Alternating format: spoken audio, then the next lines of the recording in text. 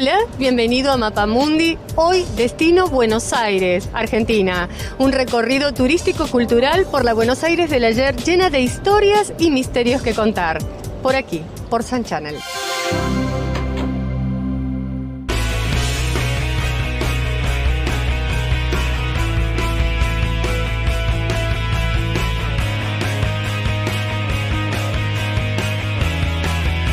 Un recorrido para conocer el corazón de la ciudad tiene que empezar acá, en Plaza de Mayo. Este es el sitio fundacional de la ciudad y el centro cívico de la nación.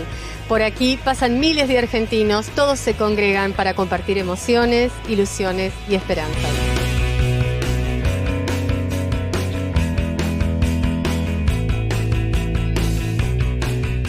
Buenos Aires, la reina del plata, como dice el tango, empezó aquí, en esta festiva Plaza de Mayo.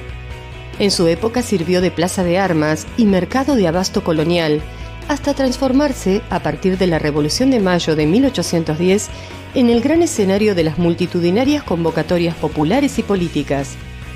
Pero cuando nada de esto sucede, la Plaza de Mayo es una tranquila plaza, cabecera de líneas de metro que conectan con distintos destinos de la ciudad, espacio de turistas, gente que la atraviesa para ir a sus trabajos, vendedores y palomas.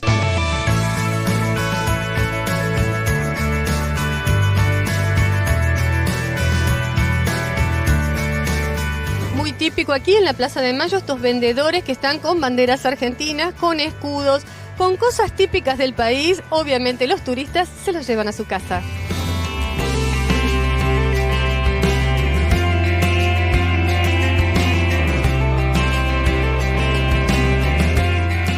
El lugar fundamental acá en la Plaza de Mayo lo ocupa la Casa Rosada o el Palacio Presidencial, la Casa de Gobierno. Antiguamente este era el fuerte en donde vivían virreyes y gobernadores.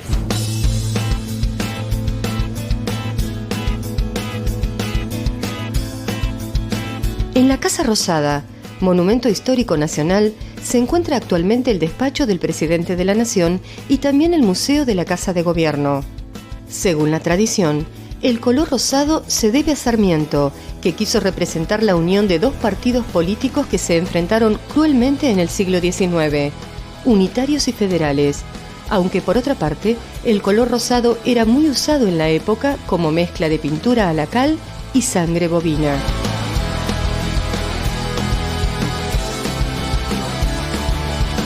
En la Plaza de Mayo además está la Catedral Metropolitana, muy visitada por turistas nacionales e internacionales porque en su interior además está el mausoleo del general San Martín, libertador de América.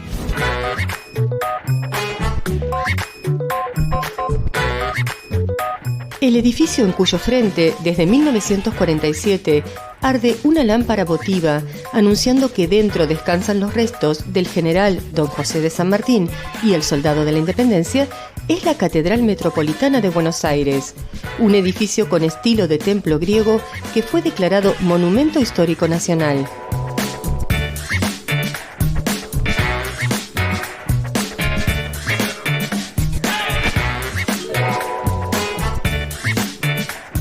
El único edificio que quedó en pie aquí en la Plaza de Mayo de la época colonial es el Cabildo de Buenos Aires. Su construcción inició en 1725.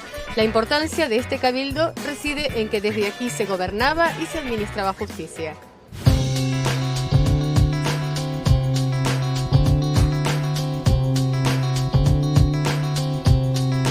En toda ciudad española, el cabildo era el fundamento jurídico. Cuando estas instituciones llegaron a América, cobraron nueva vida. En este Cabildo de Buenos Aires se tomaron las decisiones más importantes que fueron la semilla de la emancipación argentina.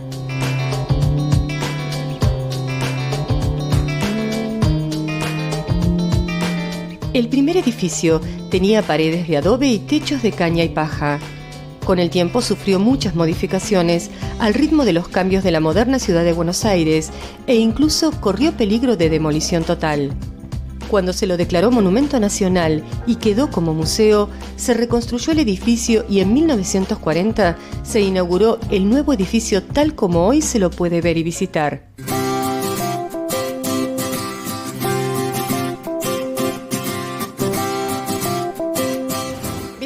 Cabildo es entrar en la vida cotidiana y el pasado de esta tierra argentina.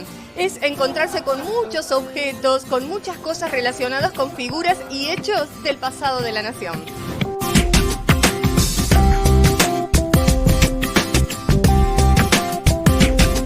En las salas del Museo del Cabildo se encuentran muchos objetos relacionados con el pasado histórico de la ciudad.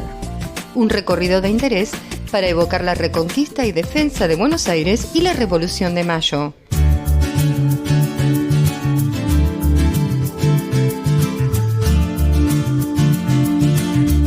Muebles antiguos, arte religioso, imágenes y objetos valiosos del virreinato completan una colección importante para el viajero que visita el lugar.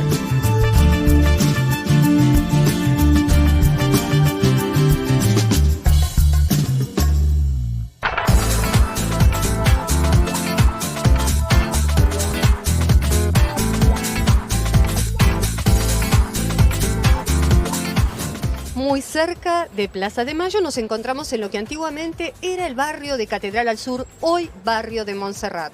Un lugar que antiguamente en la época colonial era el barrio residencial y de más lujo de la ciudad.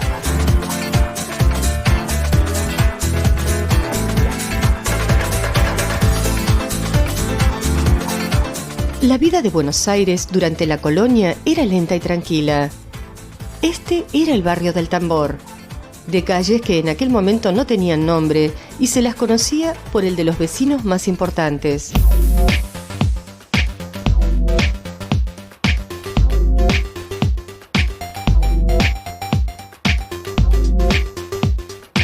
En esta histórica esquina de Alsina y Defensa, en el barrio de Montserrat, en Buenos Aires, estuvo la primera iglesia de la ciudad de 1584. En esta plazoleta de San Francisco, hoy embellecida por estas mujeres en mármol blanco de Carrara, la gente venía en la época de la colonia a conversar después de las ceremonias religiosas y hoy es un espacio urbano de tranquilidad frente a la Basílica de San Francisco.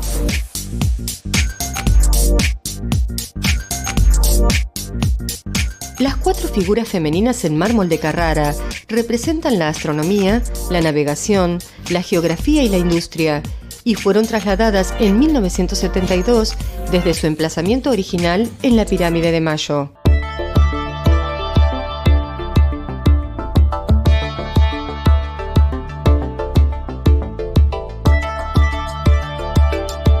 Aunque la primitiva iglesia de 1584 estuvo acá, se la refundó varias veces. La que vemos hoy comenzó a construirse en 1726. Toda la iglesia se restauró y decoró en 1909. En 1919 se le dio el título de basílica y es hoy Monumento Histórico Nacional.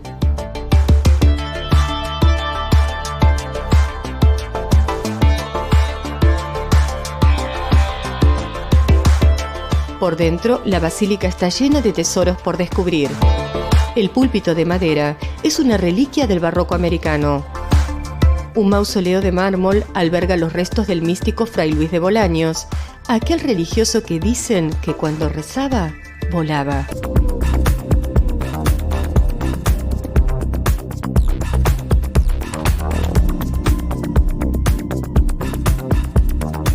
En 1955, durante los episodios cruentos de la política del país, la iglesia fue incendiada y profanada.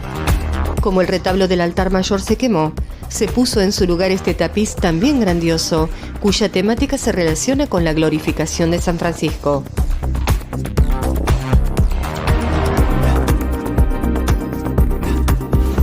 Un barrio de callecitas estrechas, empedradas, rectas, de casonas que antiguamente miraban al río. Hoy este barrio es el barrio de la memoria y antiguamente además el barrio de los mejores templos de la ciudad.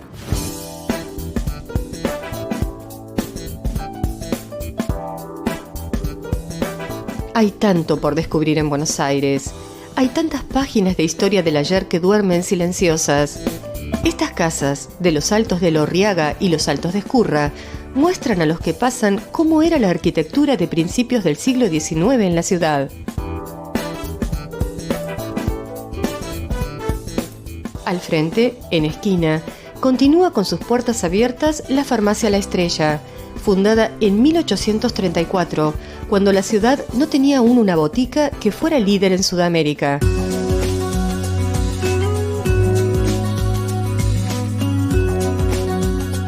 Estamos en territorio del conocimiento, en la Manzana de las Luces. Por aquí parece todavía adivinarse el perfume de los libros, de los primeros libros que llegaban a la colonia del otro lado del mar. En estas calles estaba la célebre botica de Marul, que luego se transformó en la legendaria librería del colegio, donde todavía se encuentra de todo, especialmente apta para viajeros nostálgicos que buscan el material más inédito de Buenos Aires.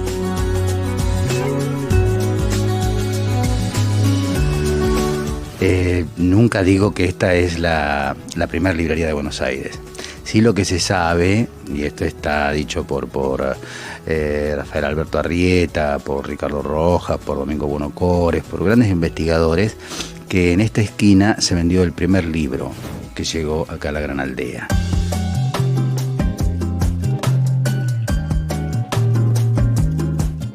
Como Buenos Aires no tenía puerto, llegaban de las largas caravanas que se hacían desde el Alto Perú, que pasaban por toda la gobernación de Cuyo, Tucumán, Córdoba, y lo último que quedaba venía a Buenos Aires.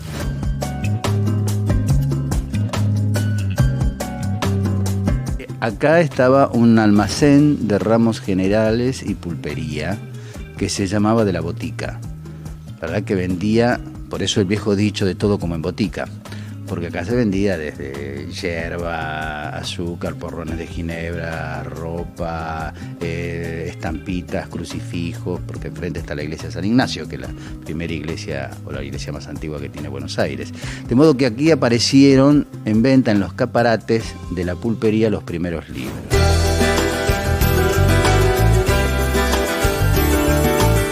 La defensa de la cultura y del patrimonio nacional está en manos de cada uno de nosotros. Somos los responsables para rescatarla y mantenerla viva, de modo que no es solamente patrimonio del gobierno, del pueblo.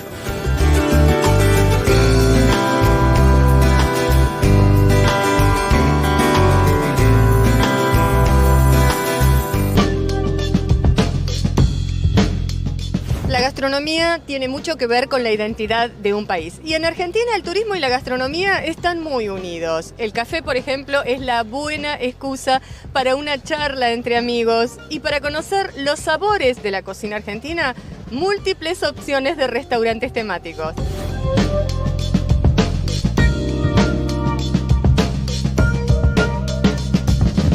Buenos Aires es una ciudad viva, llena de atractivos turísticos y cultura.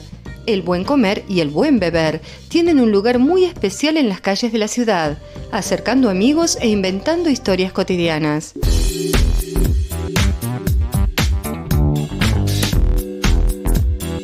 Cuando Montserrat era solo calles coloniales con grandes casonas mirando el río, don Gumersindo Cabrera perfumó con aroma a café recién molido la ciudad y abrió en 1887 la Puerto Rico Café. Desde ese momento pasaron grandes figuras del arte y la política mundial por el lugar, por lo que se lo nombró sitio de interés cultural y bar notable de la ciudad.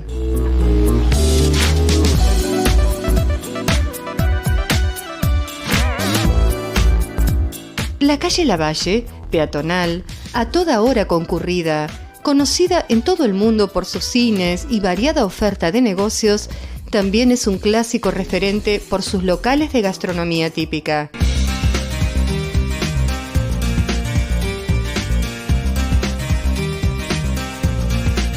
Los turistas que llegan a Buenos Aires de todas partes del mundo tienen una visita gastronómica obligada en la calle Lavalle, el Palacio de la Papa Frita, un restaurante con más de 50 años en el mercado gastronómico argentino, en donde nadie deja de probar la especialidad de la casa, las deliciosas papas fritas soufflé.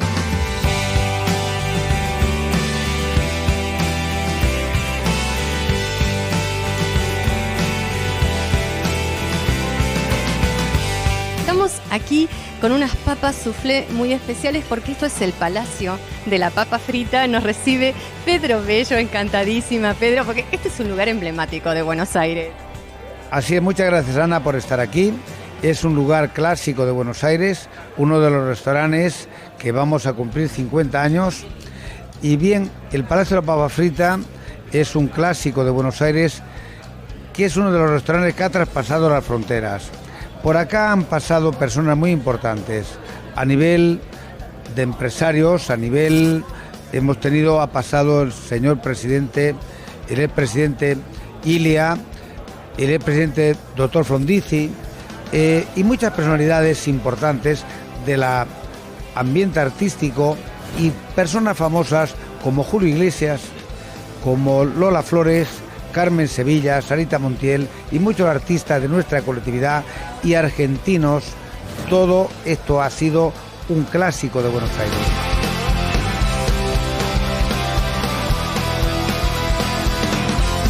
La pregunta, porque digo, el Palacio de la Papa Frita, aquí estamos en La Valle, que fue el primero que se abrió, ¿no?, de este grupo de restaurantes.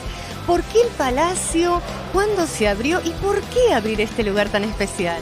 Bueno, este lugar, nosotros somos continuadores, los fundadores de este lugar lo han hecho para deleitar estas papas fritas que vienen de origen francés, de la época de Napoleón Bonaparte, y realmente tienen un trabajo artesanal.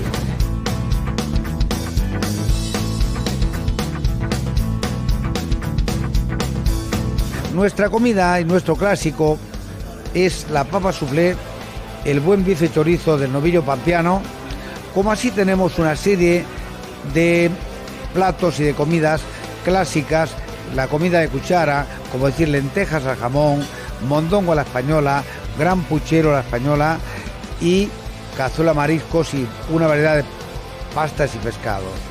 Esto es un lugar clásico que siempre damos nuestras raciones con gran abundancia para poder compartir los platos, y realmente es un ambiente muy familiar y donde viene el empleado, la familia, el empresario, el ejecutivo. Es un clásico verdadero de Buenos Aires.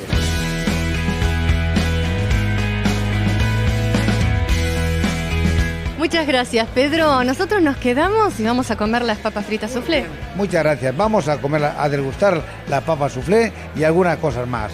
Así que es una honra tenerte, Ana, que nos hagas esta distinción en tu programa, y un cordial saludo a toda tu audiencia y a todos nuestros amigos, nuestros clientes.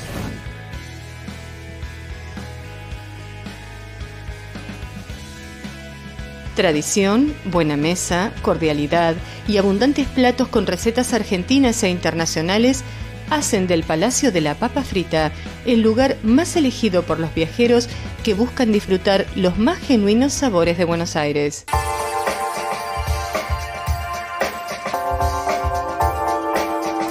La historia de Buenos Aires también tiene que ver con sus túneles.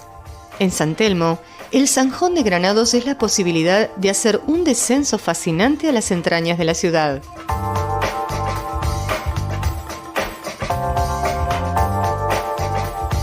Este lugar, alrededor del 1800, era una vivienda aristocrática con 23 habitaciones. Después de la terrible epidemia de la fiebre amarilla que asoló a la ciudad a fines del siglo XIX, se convirtió en conventillo, como sucedió con tantas otras casas de la zona, y finalmente fue abandonada.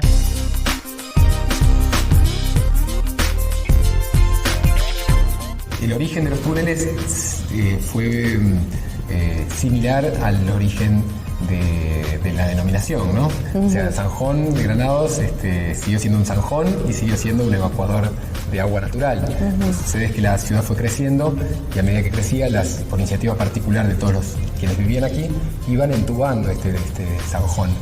Y el túnel era un túnel por el cual corría agua. Claro. Entonces, el zanjón tenía épocas del año en las cuales tenía mucho caudal y épocas en las que no. También hay muchos mitos y muchas leyendas con respecto a los túneles y si por aquí se escapaban. Bueno, sí, el túnel desde este punto tenía aproximadamente unos 200 metros, 150, 200 metros, hasta el Río de la Plata.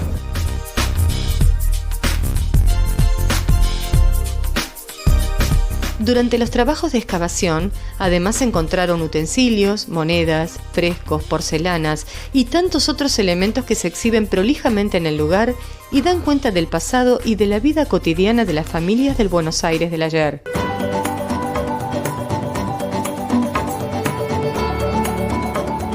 Buenos Aires misteriosa, Buenos Aires secreta, el pasado que flota entre túneles, iglesias, plazas e historias perdidas.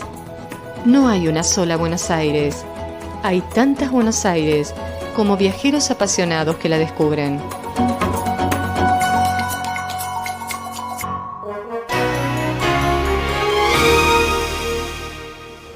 Gracias por acompañarme en este recorrido por el centro histórico de Buenos Aires. Nos volveremos a encontrar muy pronto para seguir compartiendo, conociendo y disfrutando muchos más destinos aquí en Mapamundi y por Sun Channel.